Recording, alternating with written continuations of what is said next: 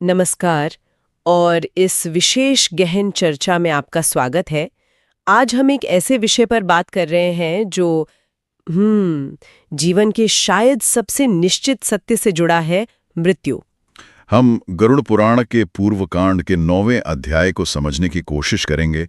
इसका शीर्षक है म्रियमाण कृत्य निरूपण। बिल्कुल, और ये शीर्षक अपने आप में बहुत कुछ कहता है। म्रियमाण यानी वो व्यक्ति जो मृत्यु के निकट है, मरणासन है, और कृत्य निरूपण मतलब वो कार्य, वो संस्कार जो उस समय किए जाने चाहिए। अध्याय इसी का विस्तृत वर्णन करता है। हाँ, और हमारे पास जो जानकारी है वो इसी अध्याय पर आधारित शोध और कुछ अंशों से है। हमारा मकसद यही है कि इसमें जो रीतियां बताई गई हैं, जो आध्यात्मिक अभ्यास हैं, मान्यताएं हैं, उनके पीछे का अर्थ समझें, एक स्पष्टता मिले। मैंने सुना है कि इसमें मरणासन्न व्यक्ति के लिए एक खास पवित्र स्थान, जिसे मंडल कहते हैं, उसे तैयार करने के भी बड़े विशिष्ट निर्देश हैं। ये काफी रोचक लगता है। ये बिल्कुल सच है। देखिए, अध्याय 9 का जो केंद्रीय भाव है वो यही है कि मृत्यु को केवल एक अंत नहीं समझना चाहिए। ये एक बहुत महत्वपूर्ण संक्रमण है, एक ट्रांजिशन। और इस दौरान जो भी किया जाता है, जो कार्य, जो संस्कार, वो आत्मा की आगे की यात्रा को, मतलब परलोक गमन को या फिर अगले जन्म को सीधे तौर पर प्रभावित करते हैं। सारे निर्देश उसी यात्रा को सहज, सुगम और सकारात्मक बनाने के लिए हैं। ठीक है, तो चलिए इसे थोड़ा और समझते हैं। ये जो पवित्र मंडल की बात हुई, ये खास जगह, ये कैसे तैयार की जाती है? लगता है इसमें कई चरण होंगे। हाँ, इसमें कई चरण हैं और हर चरण का अपना एक गहरा प्रतीकात्मक महत्व है। सबसे पहले उस स्थान की भूमि को, मतलब जमीन को, गाय के गोबर से लीपा जाता है। इसे शुद्धि का सबसे पहला और जरूरी कदम मानते हैं। माना जाता है कि इससे नकारात्मक शक्तियां दूर होती हैं, जगह पवित्र होती है। गाय के गोबर से शुद्धि, हाँ, ये तो पारंपरिक रूप से बहुत महत्वपूर्ण माना जाता है। और फिर उसके बाद क्या करते हैं? उस शुद्ध की हुई भूमि पर तिल बिखेरे जाते हैं। तिल, खासतौर पर काले तिल। इनका संबंध शनि और यम से भी माना जाता है और ये बाधाओं को दूर करने वाले कहे गए हैं।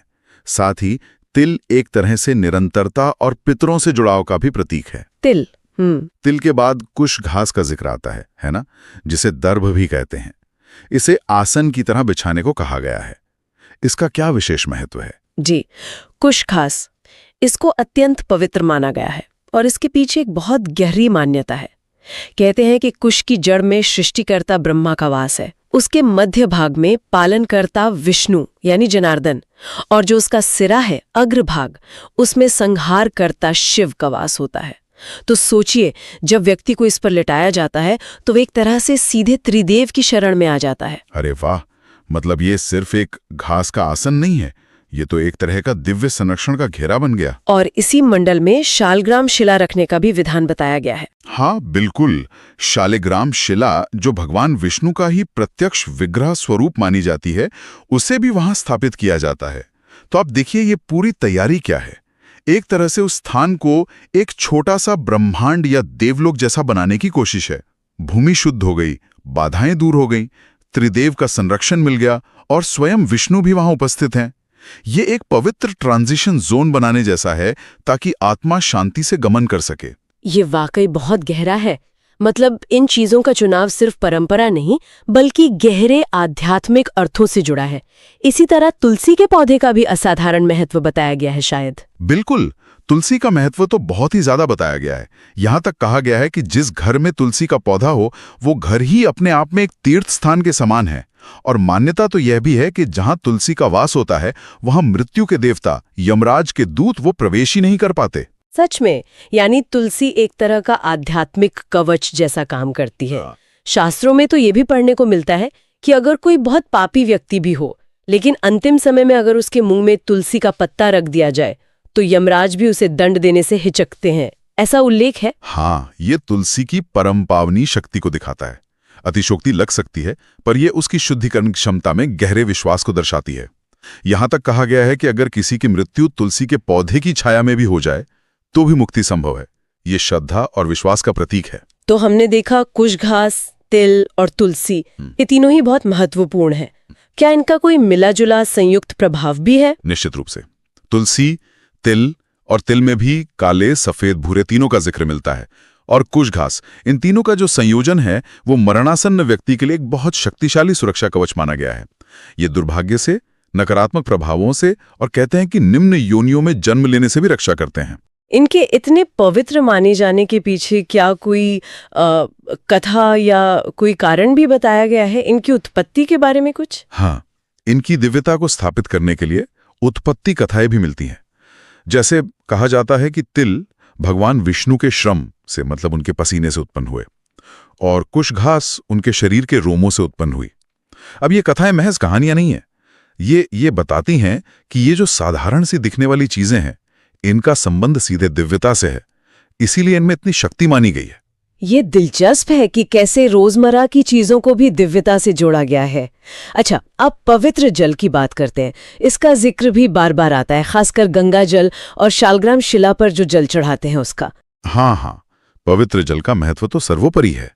विष्णु के चरणों से संबंधित जल, यानी शालग्राम शिला को स्नान कराकर जो जल मिलता है, जिसे चरणामृत कहते हैं, उसके बारे में तो यहां तक कहा गया है कि उसकी एक बूंद भी अगर मुख में चली जाए तो वो समस्त पापों का नाश करके व्यक्ति को सीधे वैकुंठ यानी विष्णु लोक तक ले जा सकती है। और गंगा जल के बारे में क्या कहा गया है? गंगा जल को तो महापातक नाशिनी कहा गया है, मतलब बड़े से बड़े पापों का नाश करने वाली। मान्यता है कि अंतिम समय में गंगा जल का पान करना वो सभी तीर्थों में स्नान करने जैसा पुण्य देता है।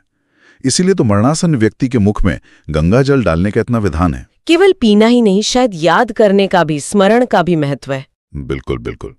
कहा गया है कि यदि व्यक्ति अपने अंतिम क्षणों में गंगा का स्मरण भी कर ले या सिर्फ गंगा गंगा ऐसा जपते हुए भी प्राण त्याग दे तो उसे विष्णुपुरी की प्राप्ति होती है, और अगर उसके कर्म बंधन शेष ना हो तो उसका पुनर्जन्म नहीं होता। ये जल सिर्फ शारीरिक शुद्धि नहीं करते, ये मानसिक और आध्यात्मिक शुद्धि के भी प्रतीक हैं। तो ये तो हुए तैयारी की बातें और सहायक तत्वों की, लेकिन जब असल में वो क्षण आता है जब प्राण शरीर छोड़ते हैं, उस प्रक्रिया के बारे में क्या बताया गया है? वो कैसे होता है? जी, अध्याय 9 इस पर भी प्रकाश डालता है। बताया गया है कि जो पुण्यात्मा लोग होते हैं, धर्मात्मा लोग, उनके प्राण शरीर के ऊपरी द्वारों से निकलते हैं। 7 द्वार बताए गए हैं: मुख, दोनों आंखें, दोनों नासिका छिद्र और दोनों कान। ऐसा माना जाता है कि इन द्वारों से प्राण निकलना शुभ होता है, अच्छी गति का सूचक है। और योगियों के लिए क्या, उनके लिए कोई अलग मार्ग बताया गया है? हाँ, जो उच्च कोटि के योगी होते हैं, जिन्होंने साधना से अपने प्राणों पर नियंत्रण पा लिया है, उनके प्राण ब्रह्मरंध्र से निकलते हैं। ये सिर के सबसे ऊपरी हिस्से में तालू के पास एक बहुत सूक्ष्म छिद्र माना जाता है। इसे मोक्ष का द्वार भी कहते हैं। प्रक्रिया के स्तर पर देखें तो शरीर में प्राण और अपान वायु होती हैं। मृत्यु के समय जब अपान वायु जो नीचे की ओर जाती है वो प्राण वायु से जो ऊपर उठती है अलग होती है, तब प्राण शक्ति सूक्ष्म रूप लेकर शरीर से निकल जाती है। और प्राण निकलने के तुरंत बाद शरीर की क्या स्थिति होती है? जैसे ही प्राण निकलते हैं, शरीर चेतना रहित हो जाता है और उसे स्पर्श के लिए अयोग्य माना जाता है। शास्त्रों में उल्लेख है कि वो शीघ्र ही अपवित्र हो जाता है और उसमें से दुर्गंध आने लगती है। ये बात एकदम स्पष्ट करती है कि शरीर का जो भी महत्व है वो प्राणों के रहते ही है। प्राण के बिना ये सिर्फ मिट्टी का ढांचा रह जाता है। ये आत्मा और शरीर के अलग होने की प्रक्रिया को साफ दिखाता है। तो फिर शरीर छोड़ने के बाद आत्मा का क्या होता है? वो अपने साथ क्या ले जाती है? खाली हाथ जाती है या कुछ साथ होता है? ये बहुत ही महत्वपूर्ण प्रश्न है, और ग्रंथ बताते हैं कि आत्मा अकेली नहीं जाती, वो अपने साथ अपना सूक्ष्म शरीर ले जाती है। इस सूक्ष्म शरीर में क्या क्या होता है? सभी इंद्रियां, देखने, सुनने, सूंघने की क्षमता, वो सब उनके विषय यानी जिनसे सुख दुख का अनुभव होता है। और सबसे महत्वपूर्ण, उसके द्वारा किए गए कर्मों का पूरा बंडल, पूरा हिसाब किताब, जिसे कर्मकोश कहा गया है। साथ में उसकी अधूरी इच्छाएं, वासनाएं और यहां तक कि जीवन भर के जो रोग होते हैं वो भी सूक्ष्म रूप में साथ जाते हैं। कर्मकोश यानी सारे कर्मों का लेखा जोखा। तो इसी के आधार पर फिर आगे की यात्रा तय होती है, नया शरीर मिलता है। बिल्कुल, आत्मा इसी कर्मकोश के आधार पर अपने लिए एक नया शरीर धारण करती है जो उसके कर्मों के एकदम अनुरूप होता है। इसकी तुलना ऐसे की गई है जैसे कोई व्यक्ति अपना पुराना जर्जर घर जल जाने पर अपना जरूरी सामान लेकर नए घर में चला जाता है। वो नया शरीर ही उसके अच्छे और बुरे दोनों तरह के कर्मों के फल भोगने का माध्यम बनता है। यही कर्म और पुनर्जन्म का चक्र है। तो अगर मान लीजिए किसी व्यक्ति ने जीवन भर पुण्य कर्म किए हैं, दान धर्म किया है और मृत्यु के समय ये सभी उचित अनुष्ठान भी उसके लिए किए गए, तो उसकी गति कैसी बताई गई है, उसका अनुभव कैसा होता है? ऐसे धर्मात्मा व्यक्ति के लिए ये यात्रा बहुत सहज और दिव्य बताई गई है। प्राण आसानी से बिना कष्ट के ऊपरी द्वारों से निकलते हैं और उसके लिए यमदूत नहीं आते बल्कि देवदूत आते हैं। देवदूत? अच्छा, वो कैसे आते हैं, क्या लेकर आते हैं? वे अनगिनत घंटियों से सजे हुए बहुत प्रकाशमान दिव्य रथ लेकर आते हैं और वे उस पुण्यात्मा को अत्यंत सम्मान के साथ उस रथ में बिठाकर देवलोक या स्वर्गलोक ले जाते हैं। और वहां उसे कैसा स्वरूप मिलता है? क्या इसी शरीर में जाता है? नहीं, उसे एक तेजस्वी दिव्य शरीर प्राप्त होता है, चमकदार वस्त्र पहने हुए, फूलों की मालाएं धारण किए हुए, सोने और हीरे के आभूषणों से सजा हुआ। और वह अपने जीवन भर के जो पुण्य कर्म हैं, जो दान किए हैं, उनके फलस्वरूप स्वर्ग के सुख भोगता है। वहां अन्य पुण्यात्माएं भी उसका सम्मान करती हैं। ये तो हुई पुण्यात्माओं की बात, लेकिन ऐसा भी कहते हैं कि अंतिम क्षणों में व्यक्ति की जो मानसिक स्थिति होती है, उसके जो विचार होते हैं, उनका भी बहुत ज्यादा महत्व होता है ना? हाँ, शायद सबसे ज्यादा महत्व इसी का है। देखिए, कहा गया है कि जब जीवन की डोर एकदम कमजोर हो गई हो, सांस गले में अटकी हो, उस परम संकट के क्षण में यदि व्यक्ति सच्चे हृदय से सांसारिक मोह माया का त्याग कर दे, चाहे मन में सोच ले या कह दे मैंने त्याग दिया, तो उसे सीधे विष्णुपुरी की प्राप्ति होती है और वह जन्म मृत्यु के चक्र से मुक्त हो सकता है। उसका पुनर्जन्म नहीं होता। इसीलिए शायद उस समय श्रीमद् भागवत जैसे पवित्र ग्रंथों का पाठ सुनना या करना या भगवान के नाम का जाप करने पर इतना जोर दिया जाता है, ताकि मन वहीं लगा रहे। निश्चित रूप से अंतिम समय में मन को संसार से हटाकर ईश्वर में लगाना, यही तो लक्ष्य है। और यहीं पर गुरु की या किसी आध्यात्मिक मार्गदर्शक की उपस्थिति बहुत अमूल्य हो जाती है। वो व्यक्ति को सही दिशा दे सकते हैं, उसे ईश्वर का स्मरण करा सकते हैं और मोह से, अटैचमेंट से मुक्त होने में सहायता कर सकते हैं। तो अगर हम इसे परिवार के सदस्यों के नजरिए से देखें, जो किसी अपने के अंतिम समय में उनके साथ हैं, उनके लिए मुख्य करने योग्य बातें क्या होंगी इस अध्याय के अनुसार, संक्षेप में? जी, कुछ मुख्य बातें हैं जो परिवारजन कर सकते हैं। पहला, जैसा हमने विस्तार से बात की, तुलसी, तिल और कुश घास का प्रयोग करके एक पवित्र स्थान तैयार करना। दूसरा, मरणासन्न व्यक्ति को बिस्तर या खाट पर नहीं बल्कि नीचे उतारकर उस शुद्ध भूमि पर लिटाना। तीसरा, उनके मुख में पवित्र जल जैसे गंगा जल या शालग्राम का चरणामृत डालना। ये तो हो गए बाहरी कृत्य। और आध्यात्मिक या मानसिक स्तर पर क्या कर सकते हैं? हाँ, वो भी बहुत जरूरी है। चौथा, उनके आसपास भगवान नाम का जाप या कीर्तन करना या उन्हें करने के लिए प्रेरित करना अगर वो कर सकें। पांचवा, उन्हें शास्त्रों की अच्छी बातें सुनाना या आध्यात्मिक चर्चा करना। और शायद सबसे महत्वपूर्ण छठा, एक ऐसा शांत और सकारात्मक माहौल बनाना जो उन्हें सांसारिक मोह को त्यागने और ईश्वर का चिंतन करने में मदद करे। मतलब वैराग्य और आध्यात्मिक भाव को जगाना, यही मुख्य उद्देश्य है। तो इस सब का सार क्या निकलता है?